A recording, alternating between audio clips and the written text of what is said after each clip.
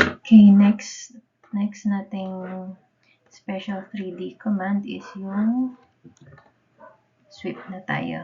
So, dito, meron kang cross-section, 2D cross-section. Ito yung nasa point 1. And then, meron kang path niya. So, yung path na yun, iikutan or babalutan ng 2D cross-section mo. So, na-try natin siyang gawin. So, nasaan tayong axis? So, nasa world or nasa global axis tayo. So, ang default na plane kung saan tayo pwedeng mag-sketch is yung XY plane or yung sa top or bottom plane. Basta yung parallel na plane dito sa XY axis. So, gawa tayo ng 3D na nagsisweep. Kunwari, imagine na pipeline. Kunwari, start dito yung pipe natin and then pababang ganun. So, una nating i-sketch yung cross-section. So, circle muna siya. Nag-umpisa yung cross-section natin dito sa may taas. So, hindi ako makapag-sketch dito kasi ang sketch na nga natin by default ay dun sa XY plane. So, I need to transfer ng plane. So, mula sa top plane, kailangan kong pumunta sa plane na to, which is yung front plane. So, from the coordinates, sa front na tayo. So, pwede na tayo mag-sketch dito sa front plane. So,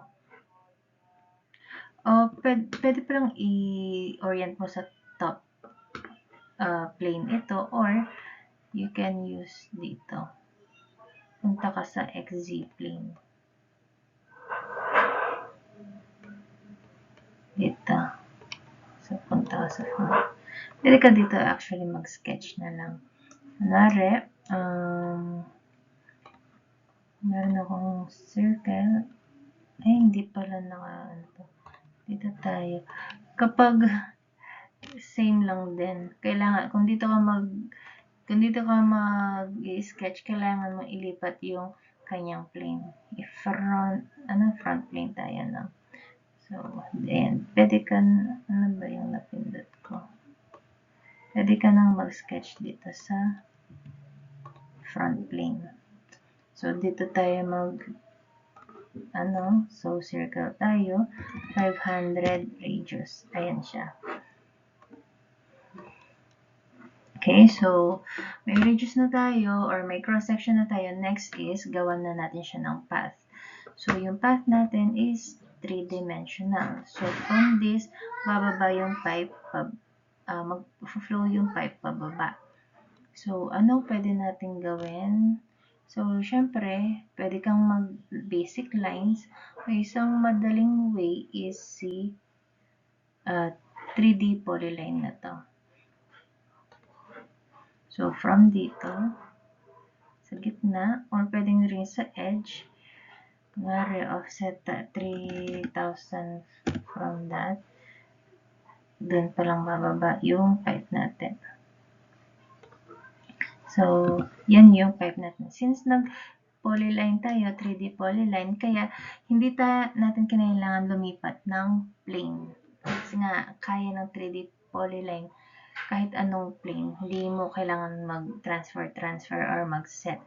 Unlike kapag 2D ito, this is a 2D polyline, kailangan mo humanap ng plane or lumipat ng plane. Anyway, ito nga lang kay 3D polyline, is, para ma-soften to or para maging curved ng corner niya, may other commands ka pang gagawin sa kanya. So, anyway, kapag magka-curve ka ng, gusto mo ng curve na corner, ito na lang gamitin natin, yung basic na 2D drafting. Tapos, i-convert na lang natin siya into polyline kasi medyo mas madaling gamitin ito. Kasi para hindi madagdagan yung minimemorize na commands. Ito, since hindi nga lang curve yung corner niya, pero complete path na yan. Ibig sabihin, continuous path.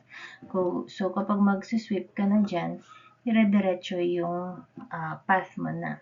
Hindi broken. So, click the sweep command, then click mo yung object na isa-sweep mo, then enter, and then click yung path.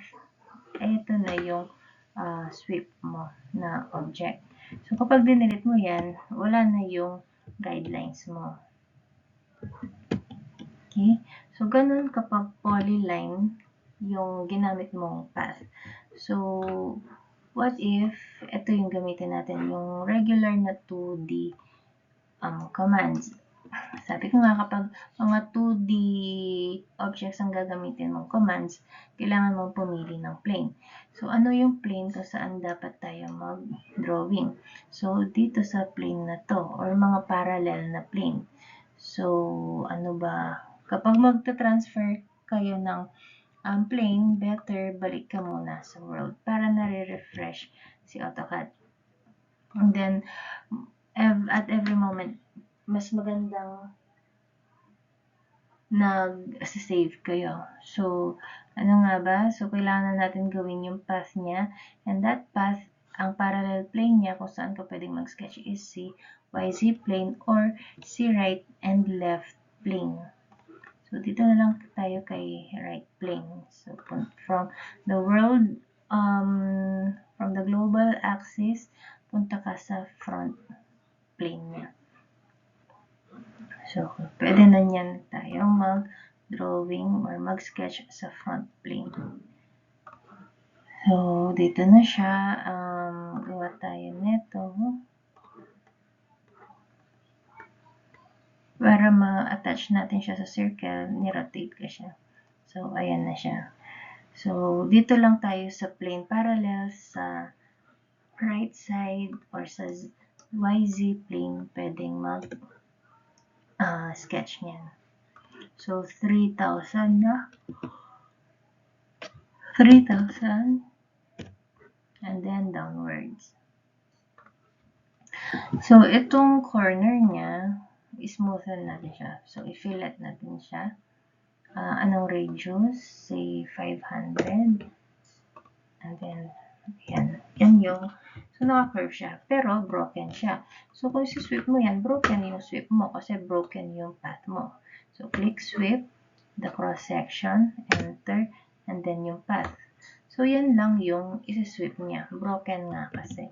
So, para magawa natin siyang isang diretsyo, kailangan natin siyang i-convert itong buong ito into a polyline. So, dito natin gagamitin yung command na p-edit. So, type p-edit and enter. Select one line. So, hindi pa to polyline, di ba? Itong line na yun. Pero ito yung kailangan mo. So, pag kinlik mo yan, itatanong niya kung gusto mo siyang i-convert sa polyline. Sabi natin, syempre gusto natin. So, yes. So, i-join natin yung other. So, click natin yung join and then click natin yung the rest na kailangan natin i-join para maging continuous path. Then, enter. Then, enter lang ulit para ma-release or ma-exit mo yung command. So, buo na siya ngayon. So, buo na yung path. Polyline na siya. Pwede ka na mag-sweep continuously. So, click the sweep command, select the cross-section, then enter, then click the path. Ito na yung 3D sweep natin. Okay, so pag dinilit mo yan, wala na yung guidelines natin. Okay, so that is yung sweep command. So, syempre, pwede kang mag-sweep ng iba-ibang cross-section. Pwedeng rectangular or yung mga polygon mo. So, what if yung cross-section na isi-sweep mo is made up of broken line? So, dito tayo mag-draw. Ito. Pwede mo ba siyang i-sweep? Then, lagyan natin siya ng path. Dito. Ganyan. Pwede ba itong i-sweep? Ito yung cross-section natin. Then, ito yung path niya. Pwede ba yung i-sweep? Ito pala hindi kasi, polyline siya. So, pwede yung path, pero pwede ba yung broken area na ganito? So, nasa tayo, sweep. Enter, then select. So, pwede siya. Pero, tingnan mo, it is hollow. Kasi nga, hindi siya buo. And hollow din siya dito. So, yan na. Butas siya. Kasi nga, hindi siya buong area. Then, may butas siya doon. So, ganyan siya kasi nga, hindi buo yung area mo. Putol-putol siya. So, hollow siya.